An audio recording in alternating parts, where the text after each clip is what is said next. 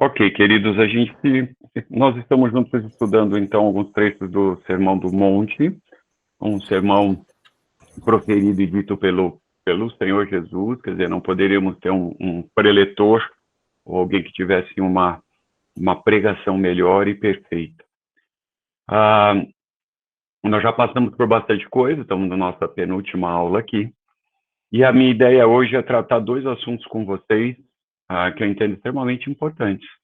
E se você, como sempre, quiser me interromper, comentar, fique à vontade. Abra sua Bíblia, se você tiver com ela aberta, ou ligue a sua Bíblia hoje em dia, né? Pode ser que você tenha que ligar a sua Bíblia hoje em dia. Em Mateus 5, 21. Por favor. Vamos lá, eu vou passar o texto aqui com vocês. Ouvistes o que foi dito aos antigos: não matarás. E quem matar está sujeito a julgamento. Ora, então o Senhor Jesus está sentado naquele monte, aquela montanha, como queiram, e está dizendo algo que os seus discípulos, lembra que ele está falando para os seus discípulos já deveriam conhecer, porque ele disse: ouvistes o que foi dito aos antigos, aos seus antepassados: não matarás. E quem matar estará sujeito a julgamento.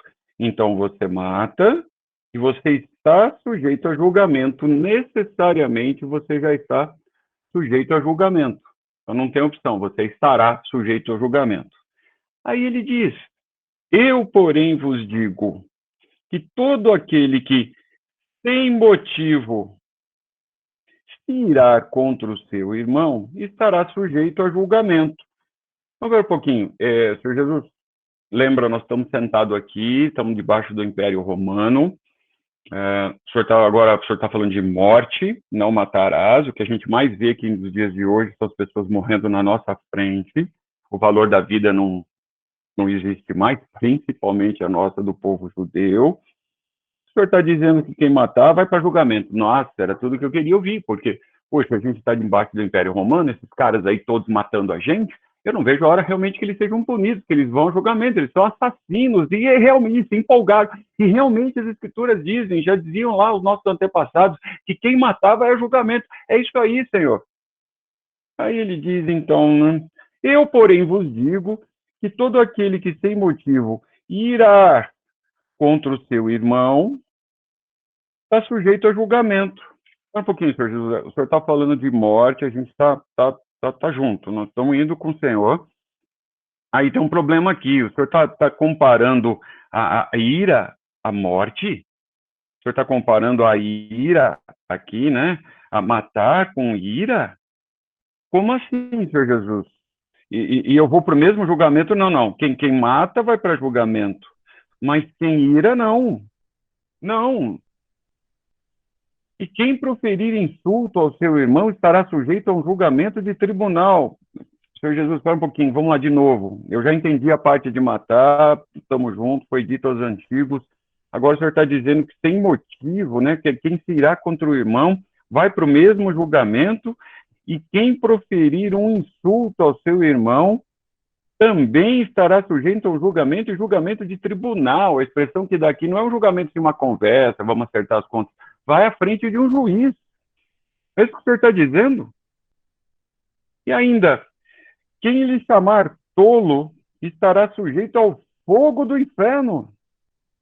E se, pois, ao trazeres ao seu altar a sua oferta, e ali te lembrares do seu irmão, e ali se lembrares do teu irmão em alguma coisa contra ti, deixa perante o altar a tua oferta, vai primeiro reconciliar, primeiro, o que você tem que fazer primeiro? Reconciliar-te com teu irmão, e então, voltando, faze a tua oferta, e depois entra em acordo sem demora com teu adversário, enquanto estás a caminho com ele. Senhor Jesus, desculpa, está confuso, não estou entendendo. O senhor começou a falar de morte e vai para julgamento. Nossa, essa parte eu entendi. Aí depois o senhor está dizendo que alguém que se irá sem motivo vai para o julgamento. Aí, se eu proferir um insulto contra o meu irmão, eu vou para um julgamento sério. Aí o senhor, em vez de dar uma aliviada, o senhor aperta, quer dizer que está dizendo que quem chamar de tolo está sujeito ao fogo do inferno. E ainda o senhor está dizendo, então, que se eu for fazer os sacrifícios aí que a gente faz, né, no costume, né, do nosso povo, né, o senhor judeu, né, o senhor sabe, o senhor está dizendo que se eu tiver em falta com alguém, tiver problema com alguém, eu não deveria fazer meu sacrifício, eu deveria me reconciliar. E ainda o senhor usa essa expressão aqui, adversário, senhor Jesus. Olha, adversário, enquanto estás a caminho. Porque o adversário não me entregue ao juiz, e o juiz ao oficial de justiça, e sejam recolhidos a prisão. Quer dizer, que eu posso ser preso, e em verdade te digo que não sairás de lá antes de pagar o último centavo. Então vamos lá. Você é discípulo do Senhor Jesus, não diferente dos discípulos que estavam ali ouvindo o sermão do Senhor Jesus, e aí eu gostaria muito que você me explicasse, né? Então imagina que eu estou sentado ali, eu dou aquela cutucada de lado, seja o filho no pai, seja o irmão do irmão mais velho, e diz aí, o que ele está dizendo? Você está entendendo? O que é aí? Que a gente para aqui, queridos. O que você entende desse texto? Esse é o desafio. A gente passa por ele, usa esse texto. Eu já vi gente usar esse texto bastante. Mas o que a gente entende desse texto? O que o Senhor Jesus está dizendo? Lembra do exercício? O que as pessoas que estavam sentadas vendo o Senhor Jesus estavam entendendo naquela realidade? Então vamos pensar um pouquinho juntos em algumas hipóteses, né? A gente não vai não vamos ler a mente das pessoas que estavam lá, mas tem grande chance. Primeiro, quando a gente pensa em morte, talvez a gente tenha a seguinte cenário, né? Quando a gente fala assim, não matarás, é aquela ideia de não tirar a vida de ninguém. Então, é pegar e matar uma pessoa, realmente aquela pessoa deixar de existir e ter ali um cadáver, um corpo. Então, eu matei uma pessoa. Então, muitos de nós aqui vão dizer, nossa, desse até aqui, pelos meus anos de vida, eu tô livre. Esse pecado eu nunca cometi. Eu nunca matei ninguém, nunca tirei a vida de ninguém. Desse pecado eu tô livre. Nossa! Só que o Senhor Jesus não está dizendo isso. Né? Em nenhum momento, se você perceber por onde ele caminha, para onde ele leva o raciocínio, ele não diz que o que foi dito aos antigos estava errado. Ele não diz isso. Mas ele começa a trazer para nós e para os discípulos uma questão de morte que envolve o pensamento da pessoa. Lembra? A gente já falou de coração bastante aqui. Já falamos das atitudes, ações, etc. Então aqui a morte é uma morte que está escondida em nós. É uma morte que a gente poderia considerar uma morte de um ato mental, de um ato de ação, mas não essa ação de extinguir a vida da pessoa, o ser humano passar ou melhor, deixar de existir aqui na face da Terra. Não. Então, quando o Senhor Jesus falava, eu penso que os discípulos entendiam, os judeus ali, por todo o cenário que eles estavam passando, eles entendiam que era esse primeiro cenário.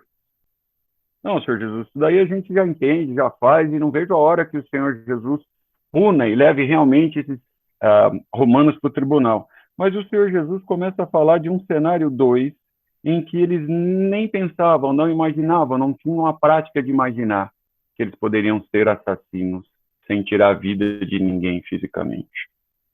Então vamos lá, vamos pensar juntos aqui. Bom, obviamente, eu estou dizendo obviamente porque espero que você tenha esse conceito. O mandamento, e eu vou colocar de novo, é um mandamento.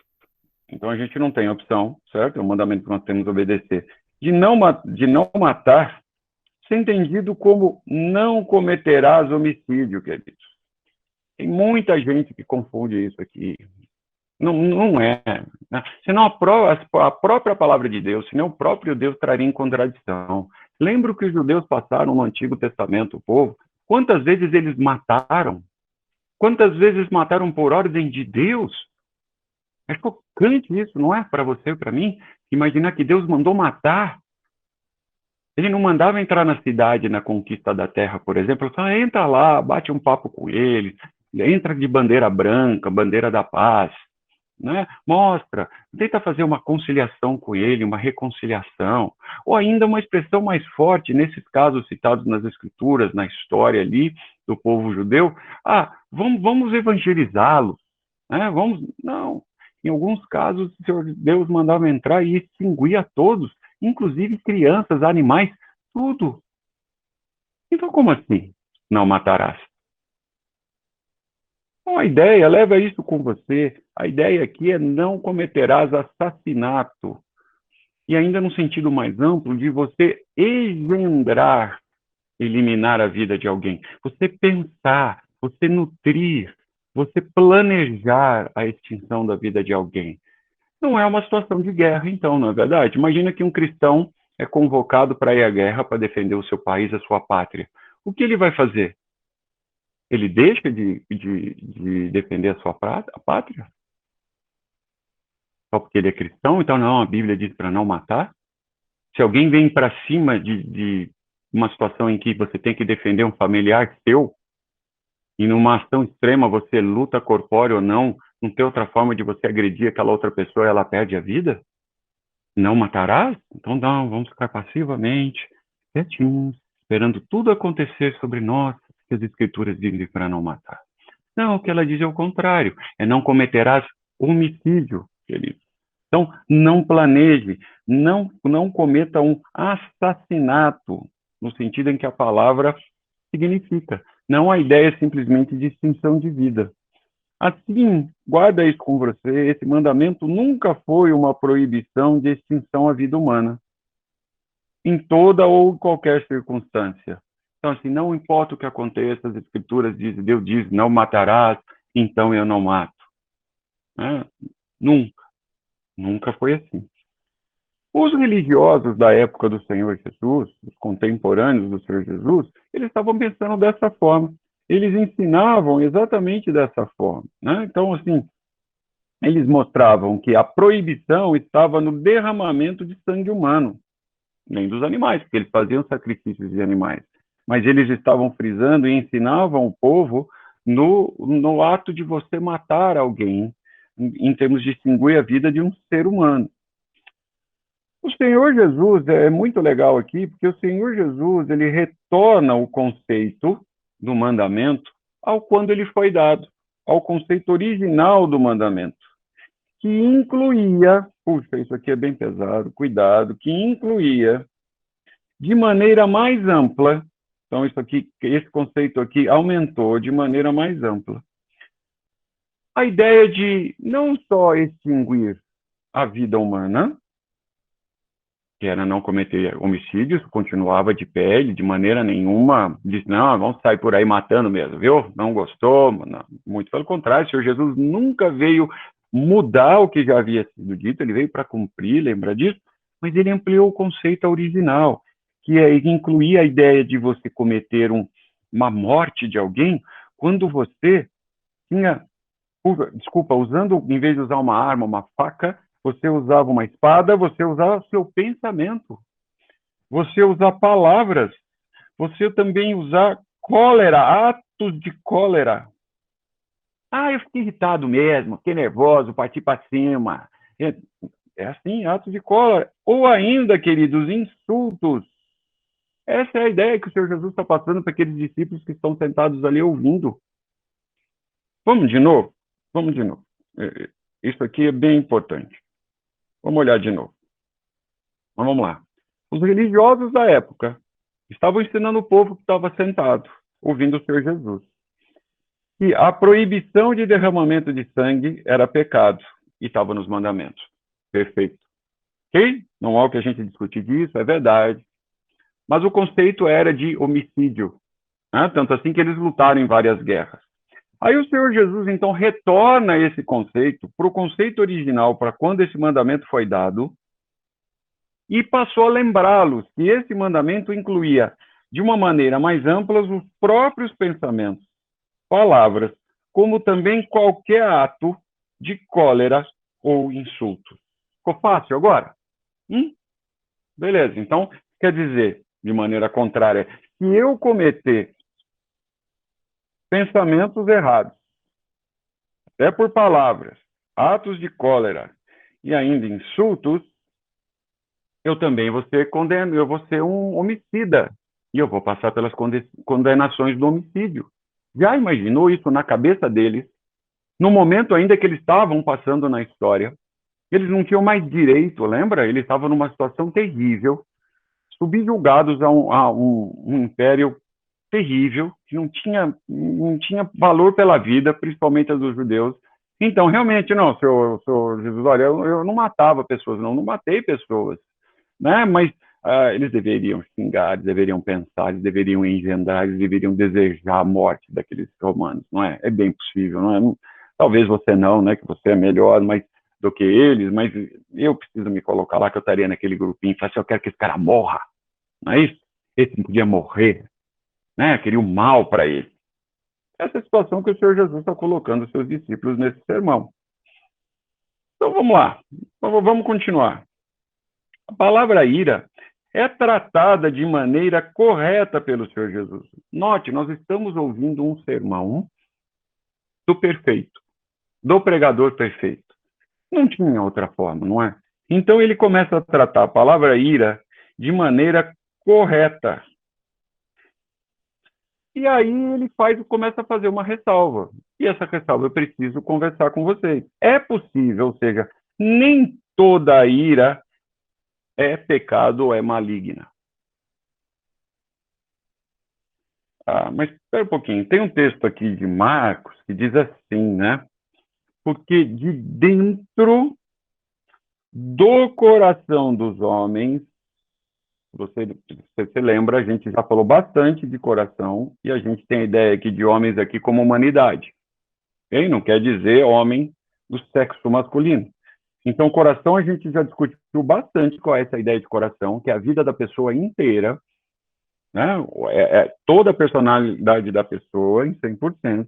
Então, o coração de todos os homens é que procedem os maus desígnios. Não é não. É a situação que eu estou, né? É de fora, né? Porque eu estou passando por um problema aqui que você não sabe. Então, eu estou cometendo isso porque estão me provocando. Então, estão me provocando, você não sabe como é ruim.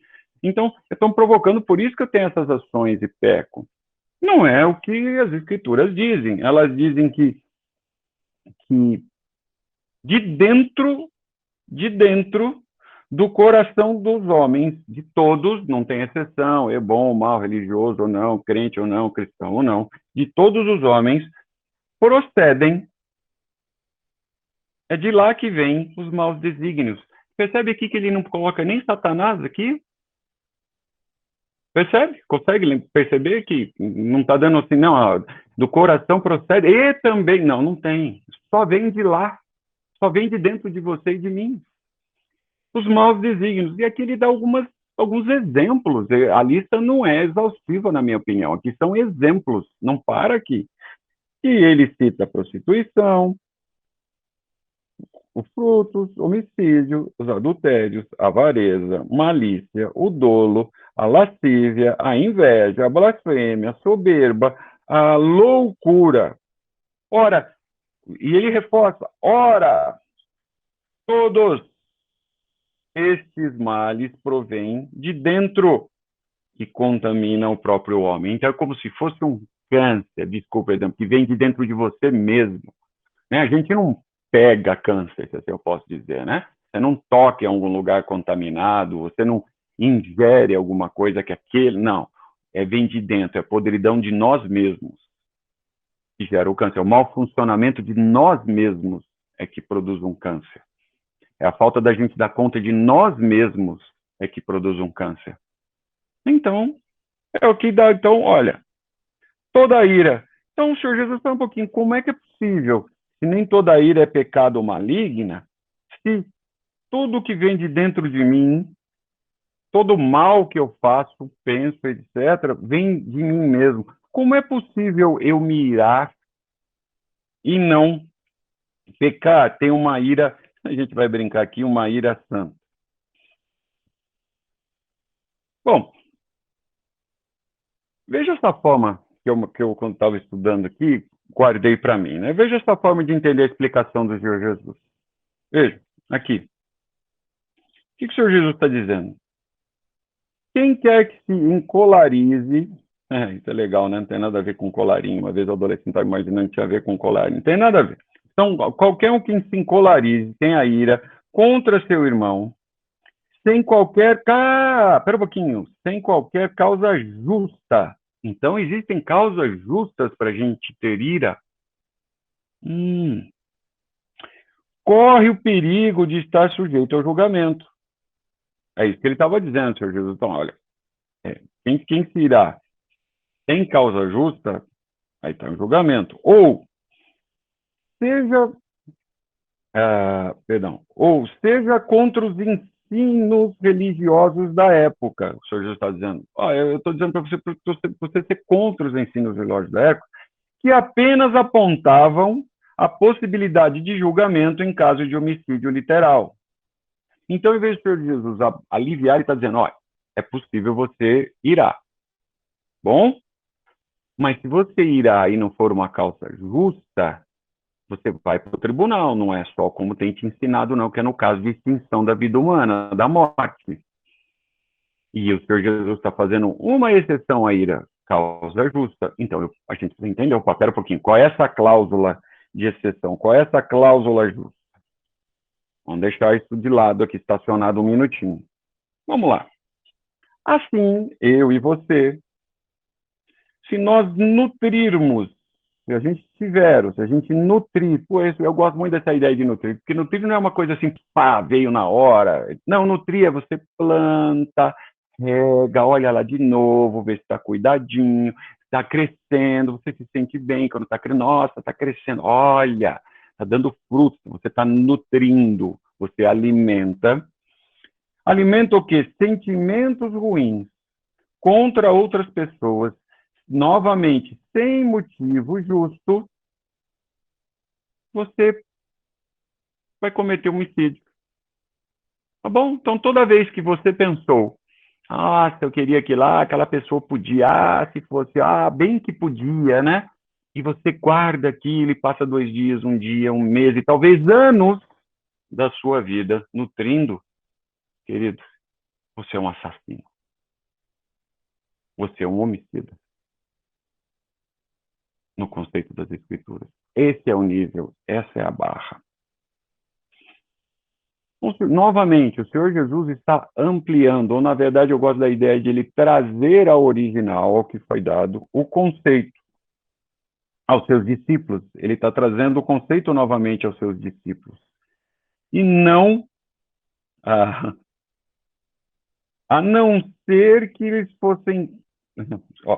ampliando ainda mais o conceito, o Senhor Jesus, para os seus discípulos, a não ser que por manifestar palavras de desprezo e estarão sujeitos a se tornar réus do sinédrio. O Senhor Jesus usa essa palavra do sinédrio, ou seja, se você usar palavras de desprezo para alguém, para um irmão, você já é réu de sinédrio. Por que ele usa essa palavra? Porque é onde era visível para as pessoas daquela época, era visível para as pessoas daquela época a ideia do sinédrio, era o tribunal, eles viam as pessoas sendo julgadas e alguns julgamentos em público, e isso eu acho que, não tenho certeza, deu um pânico naquelas pessoas, deu um medo. Aí o Senhor Jesus não alivia. O Senhor Jesus diz aqui, olha, se você disser racá, lembra o texto diz, se você disser racá ao seu irmão, aquela coisa toda, ele diz aqui, ao final, esta palavra era um insulto, talvez muito utilizado ou popular na época do Senhor Jesus, que dava a ideia de um sujeito indigno. Então, se você falar para uma pessoa, se você disser, se você pensar de uma pessoa que ele é um sujeito indigno, porque você está indicando, a hora que você diz isso, um sentimento de desprezo ou zombaria, ou até escárnio, você está na mesma classe de alguém que tirou a vida de uma pessoa. As consequências físicas neste mundo perante os homens, eu concordo com você. Alguém já deve estar pensando, não, espera um pouquinho, tem muita diferença, né, de eu matar alguém e tirar a vida de alguém, do que eu até ofendê-lo, eu desejar o mal dele. Mas eu não fiz, eu só desejei, eu só queria que... Não, para os homens sim, para a justiça humana sim, talvez hoje no país que nós vivemos, na hora que você deseja o mal, você xinga alguém, você maltrata alguém, você despreza alguém, você faz comentários maus daquela pessoa, você não vai preso, você não sofre nada. né? Realmente nem preso eu vou, quanto mais ser acusado de homicídio. Mas nós não estamos sendo julgados por esse rei. Nós estamos sendo por esse reino aqui, nós estamos sendo julgados pelo reino que nós somos resgatados. Nós já falamos isso várias vezes aqui. E as regras são diferentes, há os benefícios. Lembra quantos benefícios são? Nós vimos todas as bem-aventuranças, quantos felizes nós somos por fazer parte desse reino, mas então nós estamos debaixo de outras regras, de um outro rei. E esse rei diz assim: se você pensar, se você desejar, se você nutrir algo mal, você também é considerado, por mim, um homicida, não pelos outros.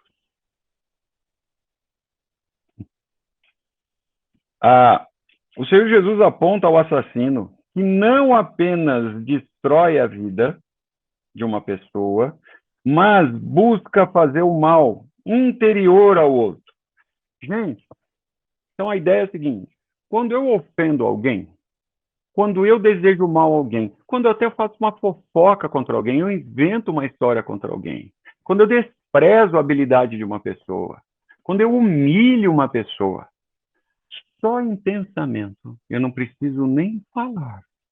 O que eu estou fazendo com essa pessoa? Fisicamente, na carne dela, eu vou admitir com você que você não está tocando nela, você não está ferindo, mas o seu objetivo de morte, aonde você quer matá-la, é no ambiente mental da pessoa, ou ainda, se você quiser, na alma e espírito dela. Você é pior, porque quando você bate numa pessoa fisicamente, você está acertando o corpo. Não, quando nós pensamos mal de uma pessoa, por isso que o nível se eleva, você contém o poder de atravessar o corpo. Faça essa analogia. Você atravessa o corpo, não deixa vestígios na pessoa fisicamente, e você a agride no interior, na alma dela, na mente dela, no espírito dela. E por que não, então, dizer no coração dela? Nós já entendemos a ideia de coração nas Escrituras. O que é pior? O que é pior? Acertar uma pessoa fisicamente, vamos lá. Né? Eu não estou, né? Você dá um tiro numa pessoa, dá uma facada numa pessoa pelas costas, guardando todas as devidas proporções, se você chega nesse nível de agressão, é mais fácil, você me entende? Que está no âmbito físico, porque é um contato físico, é até irracional. Os animais fazem isso, não é verdade?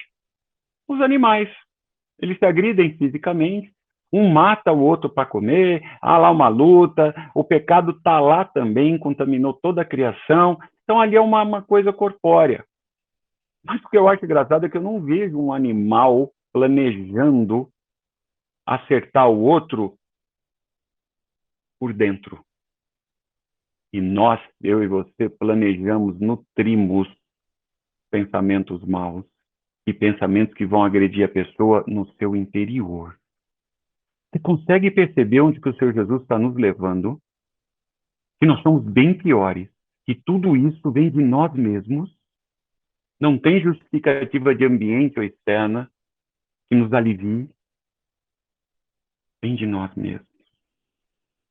Agora, é possível então demonstrar uma santa ira? Eu já conversei isso com outras pessoas, e dessa vez eu coloquei aqui, em que as pessoas falam assim: não, você está sendo muito exigente, não é assim, não. O Senhor Jesus ficou irado, lembra? O Senhor Jesus se irou. E o que vem mais na nossa mente, talvez, quando pensa que o Senhor Jesus se irou, foi o episódio dele de expulsar os comerciantes de dentro do templo. Não do templo, mas uma área externa ao templo. Lembra disso? O Senhor Jesus entrou, pegou lá um chicote, uma vara, como queiram, saiu batendo em todo mundo. Saiam daqui! E o Senhor Jesus se irou. Então, nós estamos falando do nosso rei perfeito, do nosso mestre, do nosso líder. Se ele se irou e nós podemos ser exemplo dele, eu tenho que admitir com você que é possível. Mas vamos dar uma olhadinha na ira do Senhor Jesus. Guarda esse episódio aí do templo, porque isso daí é fácil, né, da gente conversar. Isso todos nós conhecemos. Ele realmente foi expulsar aqueles mercadores que estavam fazendo comércio dentro do templo. Eu não posso deixar de dizer. E era um motivo justo, não é verdade? Era um motivo justo. Se a ira tem que ser justa. Olha o texto que a gente tem em Lucas, Lucas 24, 25, 26. Então, disse, lhes disse Jesus. Então, quem está dizendo aqui é o nosso rei, o nosso mestre, o nosso líder. Ó nécios e tardos de coração. Vamos parar um pouquinho aqui. O senhor estava falando que a gente não pode desejar o mal, falar mal do outro, né? Da parte interna. O Senhor Jesus aqui, ele está se irando e ele está falando no interior das pessoas. E ele está chamando o cara de nécio. Pô, ele está chamando o cara de nécio, está dizendo tardos de coração. É como se eles tivessem aqui um problema de entendimento, né? Que a mente deles não funcionasse. E ele diz, para crer em tudo que os profetas disseram. Então ele está realmente irado. E ele está agindo não no corpo da pessoa, ele está agindo internamente na pessoa. Olha o exemplo que a gente estava conversando aqui. Já tinha pensado nisso? Insensatos e cegos. O Senhor Jesus parece estar ofendendo as pessoas, porque as pessoas não eram cegas fisicamente. Ele não estava falando para um grupo de pessoas que tinha um órgão de visão danificado ou com problema. Não. E eles estavam dizendo, e o Senhor Jesus está dizendo que a pessoa é insensata, que ela não tem senso, não tem julgamento correto. Puxa, então o Senhor Jesus se irou. Então o Senhor Jesus também teve sentimentos e palavras duras que atravessaram o corpo e acertaram a alma, o espírito, a mente, então também, por que não dizer coração? Nossa, acho que eu nunca tinha pensado nisso. Então, se você está junto comigo aqui, estudando isso, ainda no próprio capítulo 23 de Mateus, a gente tem uma série de ais que o Senhor Jesus pronuncia ali. E esses ais condenam as pessoas. Esses ais aqui, eles trazem condenação às pessoas, enunciando e apontando para um juízo final dessas pessoas. Terrível, terrível. Então, o Senhor Jesus profere ais. O Senhor Jesus está dizendo para aquelas pessoas ali, ai de vocês, ele está apontando, ele está dizendo, ele está condenando aquelas pessoas. Não, fisicamente? Não. E você acha que o Senhor Jesus estava dizendo assim?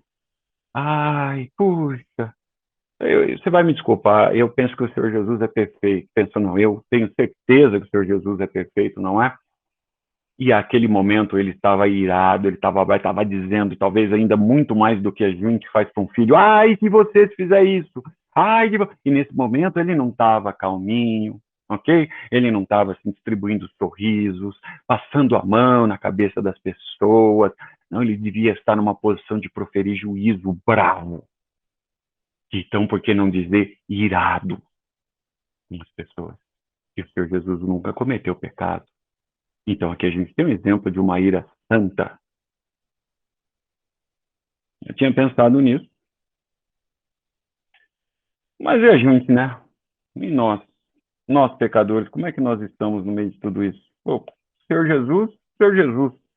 Mas nós, pecadores, podemos, é possível, algumas vezes, sentir uma ira santa. Aí seria o desafio, hein? Quantas vezes você e eu podemos dizer assim, eu fiquei irado assim, mas, Senhor Jesus, pode olhar aqui dentro do meu coração. Deus, escuta meu coração, minha mente. A minha ira foi santa. Por isso que eu marquei aqui, vou marcar aqui em vermelho, a ideia de algumas vezes, não é, querido? Algumas vezes. Eu tenho uma impressão de que não deve ser a maioria das vezes, na verdade. É um texto de Efésios, vai ao encontro do que a gente está dizendo. O texto de Efésios diz assim, irai-vos e não pequeis. Pera. Está fazendo sentido. Então o Senhor Jesus está falando da ira má, que nós temos a ira má. O fruto dessa ira má somos nós mesmos. Isso é comparado a um homicídio. Então é como se eu estivesse matando a pessoa. Essa ira é uma ira que eu crio, eu gosto dela, eu dou comidinha para ela, eu faço a nutrição dessa ira. Ele está me colocando isso no mesmo nível de quando eu planejo o homicídio de alguém. A ideia do homicídio é você planejar o assassinato dessa pessoa, você monta um plano para matar alguém. Essa é a ideia do homicídio. Mas ele está dizendo que irai-vos, mas não pequeis. Não é possível. Tem uma ira. Então, o Senhor Jesus fez isso sem pecar. E se nós somos discípulos dele, existe uma chance de fazermos da mesma forma, de nós nos irarmos sem cometer o pecado. Irai-vos e não pequeis. Aí vem a ideia. Não se põe o vosso sol sobre a vossa ira, nem deis lugar ao diabo. Ah, agora ficou legal. Então, é assim, essa ira não é uma ira, quando não se põe o vosso sol, o meu entendimento é que não é uma ira que você vai também ficar cultivando, lembra? Guardando. Ou como ouvi uma vez, eu sou irado. Né? Full time, 100% do tempo eu estou irado. Então, aquela pessoa que é irada. Eu sou irado mesmo, nervoso, xingo todo mundo mesmo. Eu sou assim, né? É do meu sangue, é da minha família. Não é nada disso que o Senhor Jesus está dizendo. Essa ira é breve, passageira. E a ideia é que ela se vai. Não fica um sentimento de vingança, não fica uma nutrição dessa ira. O sentimento se vai. Essa é a ideia da ira. Porque se você não fizer isso, o que você está fazendo? Você está dando lugar ao diabo. Aí sim o diabo aparece. Entendeu a sequência? Então eu fiquei irado, até por uma ira santa. Pode ser que tenha acontecido motivo justo perante as escrituras. Eu não cometi pecado quando eu me irei. Mas aí eu estrago, na verdade. Eu comecei bem, achei que ia passar de ano. Aí eu desculpa. Aí eu achei que ia passar de ano. Aí o que acontece? Eu dou espaço ao diabo. Por quê? Porque eu fiquei nutrindo, não é verdade? A ira. Estraguei tudo. E aí, olha o que o texto diz. Nem deis lugar ao diabo. Você e eu damos lugar ao diabo. Não é que o diabo já está lá. Não é que o diabo está provocando essa ira. Ele já está dentro de nós. Não. A gente, através da nossa ação de cultivar a ira, do desejo próprio, a gente fala, diabo, demônio, chega mais. Ocupa o lugar aqui. Vem. Estamos juntos. Queridos, é isso que o texto está dizendo. Nem deis lugar ao diabo. A opção é sua. Nem deis lugar. Não é expulso o diabo que já está aí do lugar que ele pegou de você, que ele tomou posse. Não, você dá lugar ao diabo. Essa frase do Lutero é legal. Olha, aquela pessoa, ou seja, qualquer um de nós, né? Aquela pessoa, aquele que deseja o mal a alguém. Que mal? Algum mal. Não há uma lista, qualquer mal. Né? Aquele que deseja mal.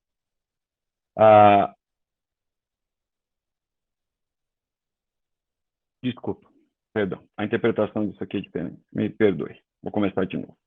Aquela que deseja ao mal, não deseja mal algum a ninguém, ou seja, a pessoa que não deseja mal algum a ninguém, ela é simpática para com uma pessoa, ela é simpática com a pessoa, então ela tem empatia com as pessoas, olha que legal, mas é hostil, né?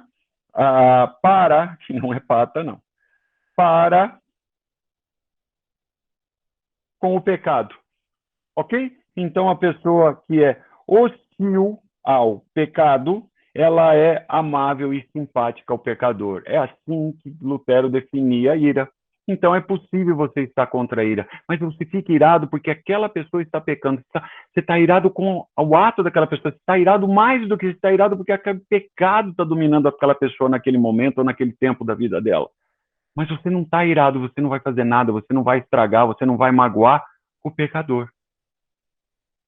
Esse é o conceito que eu entendo que é o que o Senhor Jesus está dizendo. Eu acho que o Lutero coloca isso de uma forma bem mais fácil da gente entender. Então, eu fico irado contra o pecado, sobre a ação do pecado que aquela própria pessoa nutre dentro dela. Mas eu não sou irado contra o pecador. Não é essa ira. E aí, queridos, há de você admitir comigo que a gente inverte, né? Não, desculpa, a gente não, né? Porque você é melhor, mas Então você não, você consegue, eu não consigo. Então a ideia é eu associo o pecado da pessoa à pessoa. E quem eu estou vendo é a pessoa, porque eu não vejo o pecado fisicamente. Aí o que eu faço? Eu parto para cima de agressão e de ira, tal, contra quem? A pessoa. É muito difícil. O desafio que a gente tem é maior do que qualquer outro. O Senhor Jesus realmente eleva a barra. É isso que ele espera dos seus súditos, dos seus discípulos. Então, como você e eu vamos atuar como martelo ou bigorna, que é o exemplo que a gente dá em toda a aula? Ficando irado, sem pecar, contra o pecado que uma pessoa pode manifestar e não contra o pecador. É isso que se espera de mim e de você, filho. É isso. Não tem como sair disso. Nosso caminho à santidade nos leva mais e mais a termos um sentimento de repúdio ao pecado. Isso acontece com você? A cada dia, a cada tempo da sua vida, que se acresce a sua vida, você tem um sentimento de repúdio ao pecado e não ao pecador? Então você consegue olhar Então vamos fazer o paralelo que o texto está fazendo aqui. A gente consegue olhar um assassino. Realmente ele matou, ele planejou, ele cometeu um abuso, ele terrível para a sociedade, mas você consegue odiar, você consegue ter ira, você consegue ter repúdio ao ato dele, ao que o pecado dominou na vida dele, mas quando você olha a pessoa, você passa até a amar o pecador. Vou repetir, você ama o pecador e odeia o pecado? Você consegue fazer essa distinção? Não? Vamos trabalhar nisso. Os discípulos do Senhor Jesus, os bem-aventurados, espera-se dele isso. Então você está do lado, está próximo, ajudar, pregar o evangelho, tentar recuperar a pessoa da consequência do pecado, mas amá-la. Porque você entende que o pecado domina e você entende que, como ela, aquele pecado nasceu dentro dela.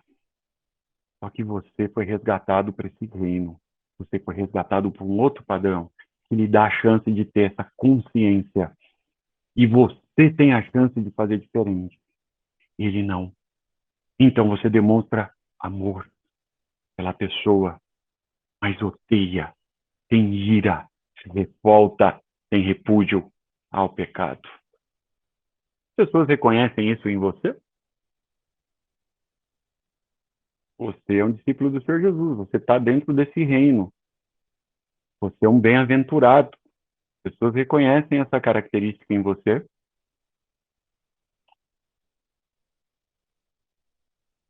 Assim, nem de perto, de maneira nenhuma, podemos imaginar que estamos livres da condenação por parte de Deus sobre a morte de outra pessoa. Espera um pouquinho. Não, vamos apagar. Não, eu não concordo com você. Vamos ler isso aqui de novo para ver se está certo. Vamos lá, então vamos, juntos. Assim, essa conclusão é minha, tá? Isso aqui é o meu estudo que eu estou dividindo com você, não é? Esse é meu estudo. É o meu pensamento. Nem de perto, ou seja, nenhuma chance. Podemos imaginar, arrazoar, entender. Estamos livres. Quem está? Eu e você, discípulos do Senhor Jesus. Você já entregou sua vida a Ele, você é discípulo dele. Que nós estamos livres da condenação. Não, espera um pouquinho. Espera um pouquinho, você. Não, quando a gente aceita Jesus, nossos pecados são lavados. Eu tenho paz. Quando nós já falamos isso, você falou isso para gente. Nós já estamos livres do pecado. Nós estamos, então, podemos ser chamados até amigos de Deus. Nós somos súditos desse rei. Ele nos protege, ele está comigo. Mas ele é perfeito, nós não. Mas ele estipulou regras que você continua não cumprindo. E se ele é rei, é pai, ele toma medida sim para disciplinar você e eu. Talvez um exemplo pueril, como a gente faz com os filhos da gente. Quem educa os filhos ainda, na geração, tem geração que nem educa mais os filhos. Mas quem se preocupa em educar os filhos não faz isso. Em amor, você não disciplina seu filho. Em amor, ele não sofre as consequências dos erros dele. Ou você só alivia o seu filho? E sim, você está vendo a geração que está acontecendo, que é contrária às escrituras. Ora, o Senhor Jesus é perfeito. Ele está nos mostrando que sim, nós estamos sujeitos, sim, por parte de Deus, sobre a condenação. Nós vamos sofrer por isso. As consequências desse pecado, as consequências desse erro. Sobre a morte de outra pessoa. Ah, mas não, peraí, né? Não, eu ia falar, né, que a gente não matou ninguém fisicamente, não tirou, não, eu já entendi que nós não estamos falando de tirar a vida da pessoa física, né, eu já entendi que é mentalmente, só no desejo, né, já entendemos isso, né, você está comigo, já entendemos isso. Pelo simples fato de tirarmos a vida de outras pessoas, de não sermos um agente de extermínio, ou termos na agenda, a agenda de extermínio de vida física de alguém. Então, queridos, só pelo fato de você pensar, de você nutrir, de você pecar contra aquela pessoa, você está debaixo da condenação. A mão do Senhor vai pesar sobre você e sobre mim. Não imagine que nós estamos isentos, que nós somos melhor do que ninguém. É. O homem não, né? Aqui no texto. O homem não. Talvez alguém mais simples do interior se dirija aqui com a ideia de o homem não. Aqui é o homem exterior. Vê. Então o homem vê o exterior, mas Deus vê o interior. Sabe o que eu vejo? Quando eu cometo qualquer ato exterior. Qualquer ato exterior. Eu entendo que Deus olha na minha vida e ele não está vendo apenas aquele ato exterior. Ele vê o ato interior, que ninguém vê, que nenhum juiz daqui vê, que nenhum seu cônjuge não vê, seu pai não vê, sua mãe não vê isso. Mas ele vê lá dentro. Então, sabe quando você já pisou na bola com alguém, desculpa a expressão, você magoou alguém, você entristeceu alguém, até mesmo, entre aspas, sem querer, eu não acredito muito nessa ideia do sem querer, tá? Porque nós estamos contaminados pelo pecado, mas quando a gente faz isso sem querer, a pessoa olha para nós e a gente ainda consegue ter uma cara de paisagem, a gente consegue disfarçar, a gente consegue chorar, a gente consegue entristecer, nós conseguimos sorrir. E aquela pessoa para aí. Ela vai ver na nossa manifestação física o nosso sentimento. Ela vai tomar conclusões no nosso sentimento pela nossa manifestação física. Mas a hora que Deus olha para nós, não. Ele passa como um raio-x, como uma radiografia, assim, como um raio atravessa e ele olha dentro de você, talvez melhor do que nós mesmos nos vejamos. Ele olha dentro de nós. Terrível. Imagina o que ele vê. Será que você sabe isso? Você tem essa consciência de que ele vê você como você é e não como as pessoas o veem? Você já imaginou que até a pessoa pode demonstrar ou dizer que perdoou você por um gesto que você faz, por um reparo? Então, Deus está olhando dentro de você. Ele conhece você lá dentro. E nós tolamente queremos disfarçar, não é mesmo? Não, assim não, já arrumei, tudo certo. Olha o que o texto aqui de 1 Samuel 16 diz. Porém, o Senhor disse a Samuel. Quem disse isso? O Senhor. Não atentes para a sua aparência. Então, assim, o Senhor Jesus não está dizendo que meu externo tem que ter minha primeira intenção e aparência. Não. Não atente para a sua aparência, minha e sua. Nem para a sua altura. Essa era uma ideia, né? Para mostrar o quanto você é grande, quanto você é pequeno, qual é o seu tamanho, né? O contexto aqui, a gente é legal estudar esse texto para você entender essa expressão no contexto. Porque O rejeitei, quer dizer, isso não é meu critério, tá, querido? Não é meu critério. Sua aparência não é meu critério.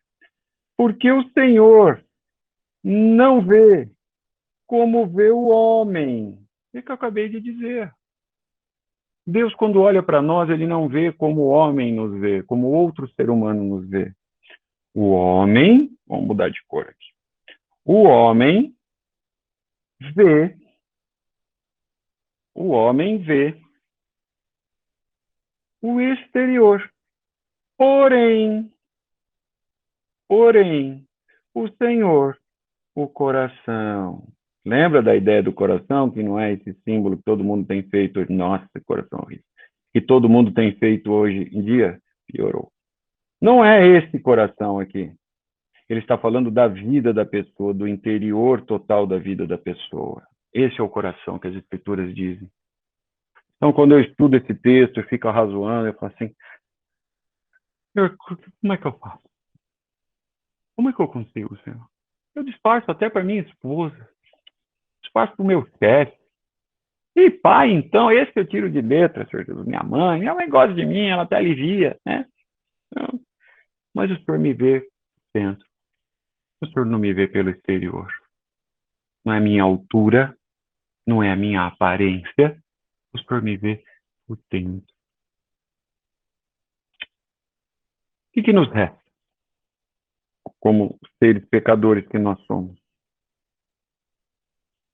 Dessa forma, não podemos, queridos, não tem jeito, não há como ah, deixar de lutar. Então, não podemos deixar de lutar.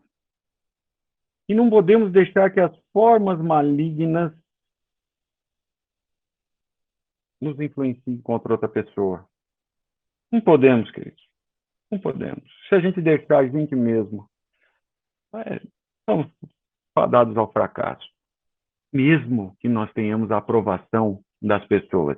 E aí volta o que nós já conversamos no passado, recente aqui nas nossas aulas, que se você está tendo a aprovação de pessoas desse mundo, se o mundo está levantando sempre o polegar para você, você tem problema. Lembra disso? Você está com problema. Porque esse mundo tem que rejeitá-lo, ou vai ter uma manifestação de rejeição, como fez com o nosso mestre, com o nosso rei. Ele tinha algum momento que ele era aceito? Tinha, lembra? As multidões o aceitavam e o seguiam, muitos vinham para colher, e muitas vezes para buscar benefício próprio, em termos de milagres. Lembra disso? Ele não estava 100% do tempo apanhando. Não, ele tinha momentos. Mas na hora que passava a regra, a conclusão, ele era rejeitado, posto de fora. Mesmo acontece conosco. Então, somos discípulos do verdadeiro rei.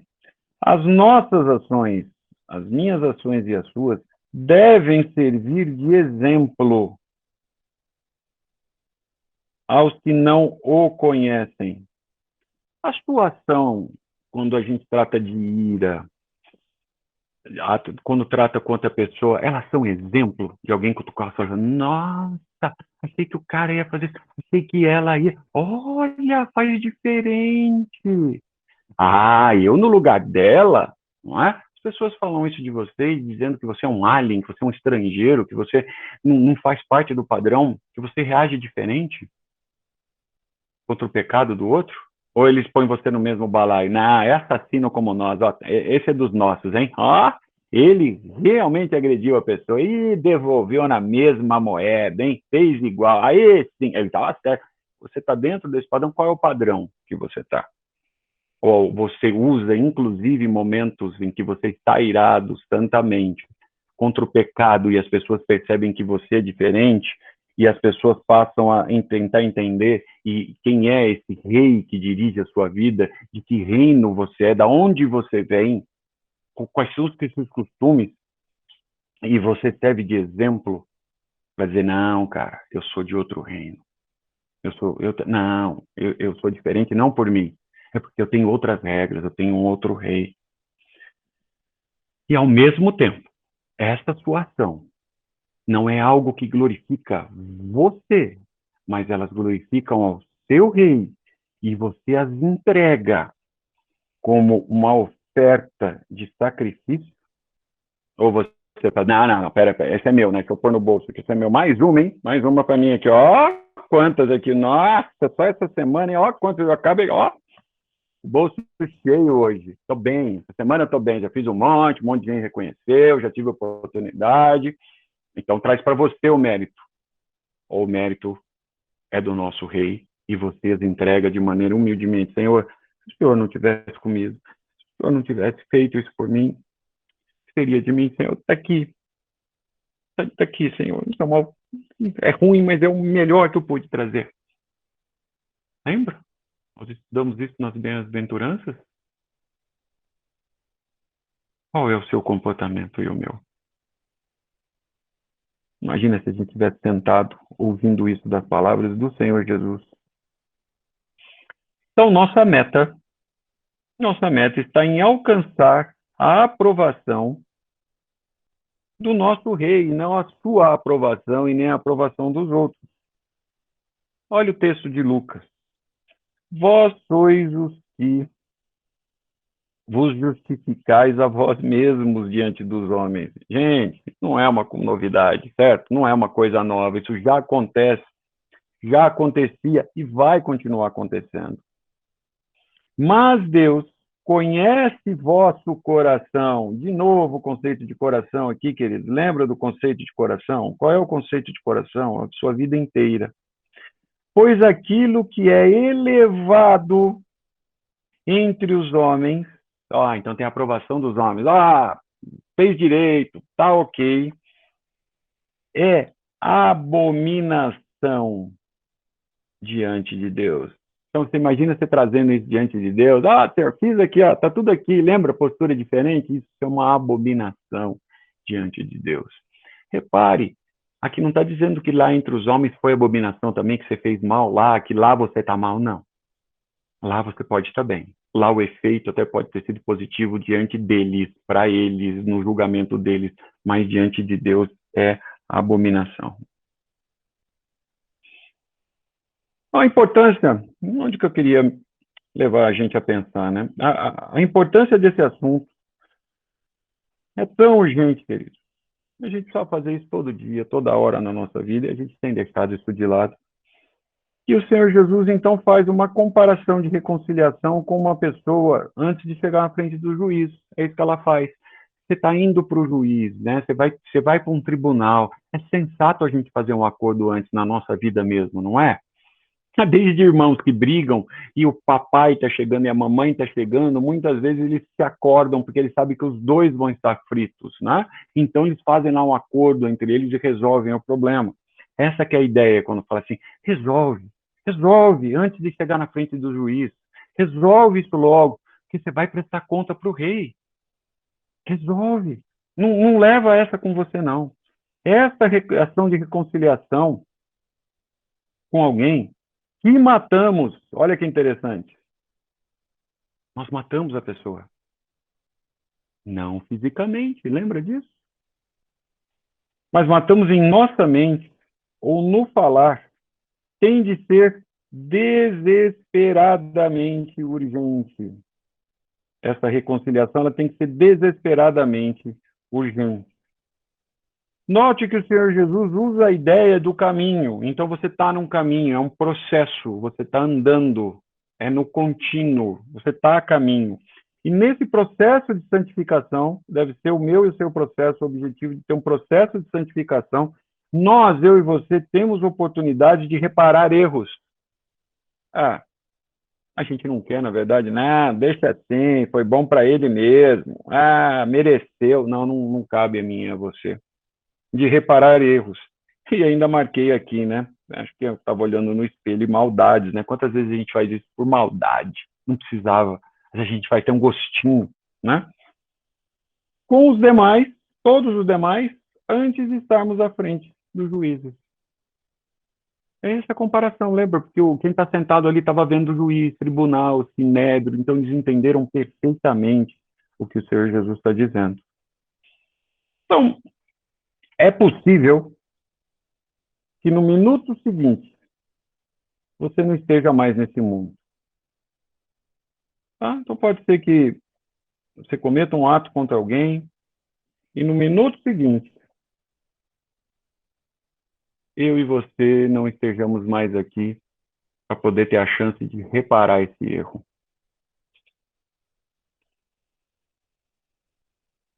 E você vai perder a oportunidade de reconciliação.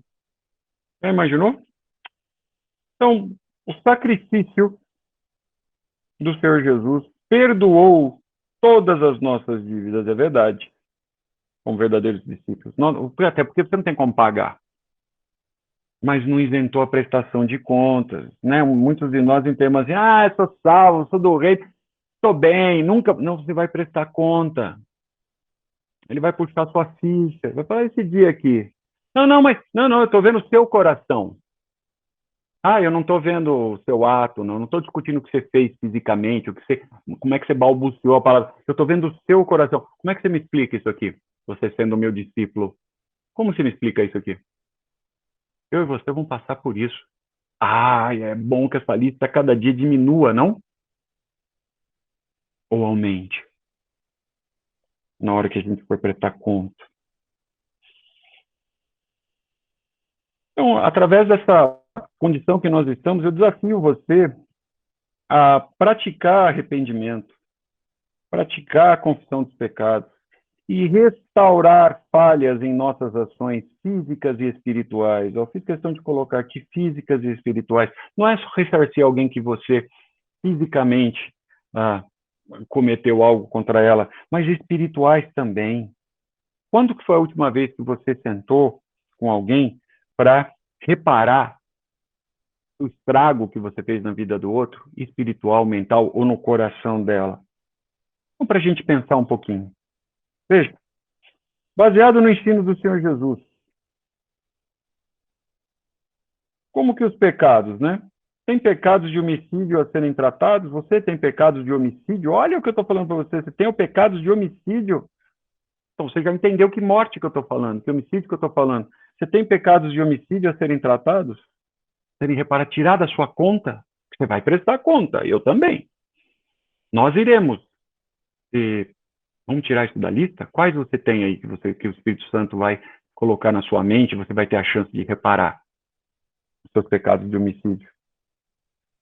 Quando você se ira, realmente os seus pecados de ira, você se aproxima do pecador na hora que você está irado? Ou você se afasta do pecador? Não do pecado, do pecador. Nossa, eu nunca tinha pensado nisso. Pois é, momento aqui para você refletir.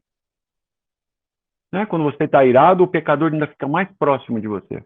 Você não afasta o pecador. E se os seus pecados e os meus fossem expostos, você seria acusado de homicídio?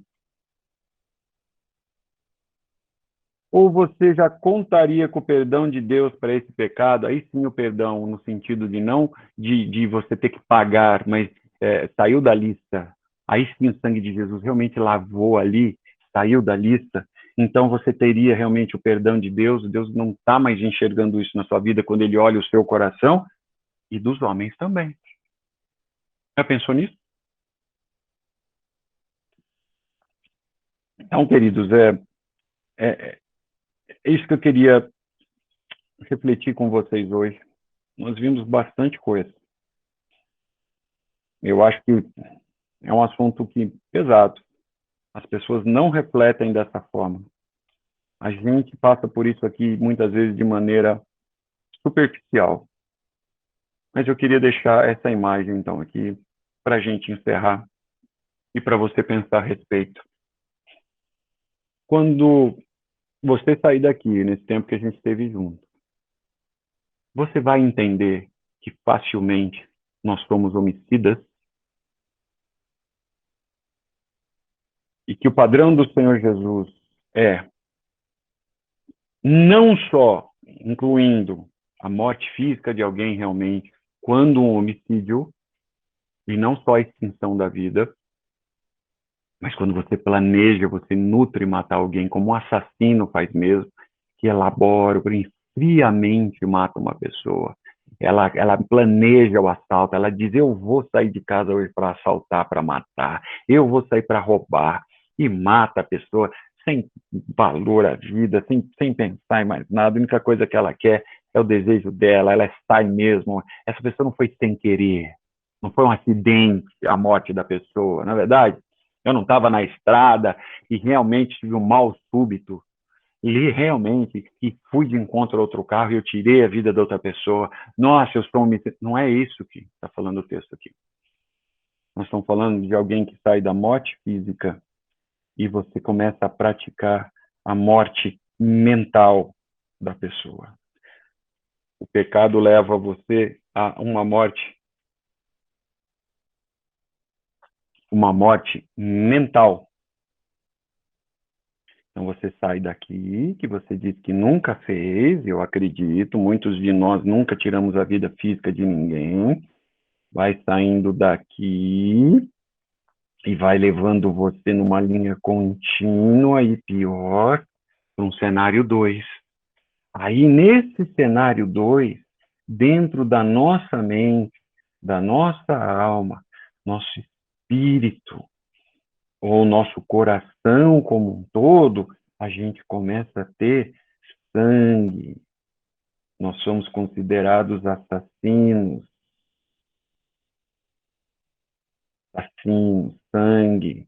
Eu e você somos tratados como assassinos, porque as nossas palavras ferem a outra pessoa, matam a outra pessoa, acabam com a outra pessoa, destroem a outra pessoa, não só perante os outros, mas dentro dela mesmo, quando você humilha a pessoa. Você não é nada, você é burro, você nunca vai entender, você é um idiota.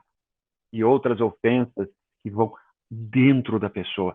Fisicamente, nada você faz, mas você destrói a pessoa por dentro, você mata a pessoa por dentro, você nutre esse pecado. E ainda você se justifica, não, porque ela fez, foi um momento de ira, na verdade, foi um momento de ira que você não sabe, não é isso que Deus espera de nós. Se a sua mente tivesse um equipamento hoje que não mostrasse o seu cérebro, esse tem, não é verdade? Já tem equipamentos hoje, a tecnologia deixa a gente ver o seu cérebro, mas não deixa ver a sua mente. Não é? Não deixa ver o seu raciocínio, seus pensamentos. Eu não conheço ainda como uma máquina, um dispositivo que mostre isso. Mas vamos imaginar aqui que isso apareça um dia. O que vai mostrar na sua mente? Você seria já condenado na hora como um homicida? Que dentro da sua mente você gosta de matar, você planeja matar. E você é um discípulo. O outro não tem escolha, ele não tem esse julgamento. Mas eu e você temos a opção de não matar. Então, queridos, quem sabe essa foto aqui, esse desenho, na minha opinião, é muito chocante. Você possa substituir essa silhueta por você, a hora que você olhar no espelho.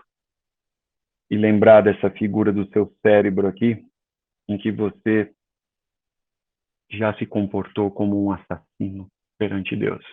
Então, quando o Senhor Jesus olha para você, ele vê em você um homicida. Aí eu vou deixar para você aqui. O que, como a gente já colocou ali para pensar, para refletir, o que você vai fazer ao arrazoar sobre esse ponto? Como é que você vai deixar de ser um homicida? Quais são os passos que você vai ter? Eu vou deixar de fazer isso, vou melhorar aquilo, vou fazer. Ótimo. E para a gente terminar, é capaz de fazer uma outra listinha aqui, assim, e começar a colocar nome de pessoas que você precisa restaurar a vida delas, que você as matou, que você as destruiu, que você foi um homicida. E há o caminho, antes de chegar ao juiz, você restaurar o que você fez, porque contas você vai prestar. Você é capaz de fazer essa lista, você com você mesmo, em segredo, e tomar ações e fiz, fiz, fiz. E tomar ações para não fazer mais. Não, não, não, não vamos fazer mais isso. Você é capaz? Meu Deus, muito obrigado, Pai, porque a tua palavra é fantástica. A tua palavra realmente corta, Senhor, ela penetra no nosso ser, na nossa mente, no nosso espírito. Obrigado, Senhor, porque temos condições de arrazoar sobre ela. Obrigado, Pai querido, que nós podemos ouvir essas palavras do próprio Senhor Jesus. De alguma forma, exercita a nossa mente para que entendamos isso como os discípulos que estavam sentados ali entendiam naquele contexto, nas figuras usadas aqui pelo Senhor Jesus, que a gente também tenha capacidade de entender, Senhor. Inculcar isso na nossa mente. E, por favor, os homicídios que nós cometemos, as falhas que a gente cometeu, as iras pessoais, as iras comandadas pelo nosso ego, porque o nosso eu estava sendo prejudicado, e não o teu reino, e não a tua palavra, e não o Senhor, sejam colocadas de lado, e que a gente não faça mais. Dá, Senhor, clareza e possibilidade de ainda nessa nossa vida, nós restaurarmos as desgraças que fizemos, os estragos que fizemos, Senhor, para que a hora que eu tiver, eu e os meus irmãos aqui, estivermos na sua frente, a nossa lista seja menor, Senhor. Por favor. Eu agradeço muito por essa oportunidade de podermos, Senhor, arrazoar sobre isso. Temos a chance de pensar sobre isso. Em nome do seu Filho Jesus é que podemos nos atrever a nos dirigir ao Senhor.